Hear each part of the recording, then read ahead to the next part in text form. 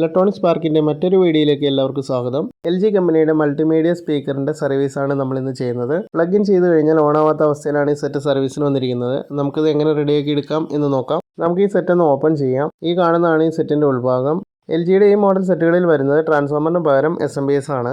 ഒരു PCBയിൽ തന്നെയാണ് ആംപ്ലിഫയർ ബോർഡും പവർ സപ്ലൈയും സെറ്റ് ചെയ്തിരിക്കുന്നത്. ക്ലാസ് ഡി ആംപ്ലിഫയർ ആയതുകൊണ്ടാണ് ട്രാൻസ്ഫോമറിന് പകരം പവർ സപ്ലൈ യൂസ് ചെയ്യുന്നത്. കംപ്ലൈൻ്റായി ഒരുപാട് നാൾ ഈർപ്പമുള്ള ഭാഗത്ത് വച്ചിരുന്നുകൊണ്ടാണെന്ന് തോന്നുന്നു ഇതിൻ്റെ PCB ആകെ ദ്രവിച്ച അവസ്ഥയിലാണ് ഇരിക്കുന്നത്. കൂടുതൽ പ്രിന്റുകൾ ഡാമേജ് ആയി പോയ ഭാഗത്തുള്ള IC ഓപ്പൺ ചെയ്തപ്പോൾ തന്നെ ഈ സെറ്റ് ഓണായി. ആ ഭാഗത്ത് IC കംപ്ലൈൻ്റ് ആയി വോൾട്ടേജ് ഡ്രോപ്പ് ആയി പോയതുകൊണ്ടാണ് ഈ സെറ്റ് ഓൺ ആവാതിരുന്നത്. നമ്മൾ ഓപ്പൺ ചെയ്ത IC ഇതിൻ്റെ സബ് ഓഫറിലെ കണക്ഷനാണ്. ഇനി സൈഡ് ചാനൽ സൗണ്ട് വരുന്നുണ്ടോ എന്ന് നമുക്കൊന്ന് ചെക്ക് ചെയ്ത് നോക്കാം. സൈഡ് ചാനൽ സ്പീക്കറുകളിൽ ഇപ്പോൾ ഔട്ട്പുട്ട് ലഭിക്കുന്നുണ്ട്.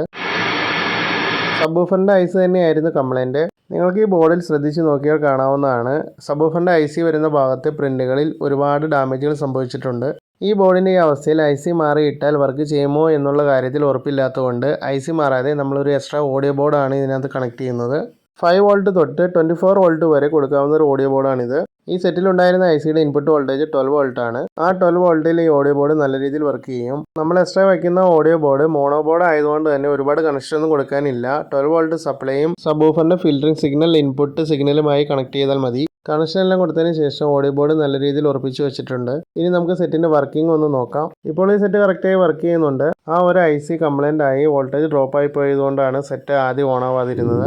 ICയുടെ കംപ്ലൈൻറ്റ് പരിഹരിച്ചോടുകൂടി ഈ സെറ്റിൻ്റെ വർക്ക് കഴിഞ്ഞു.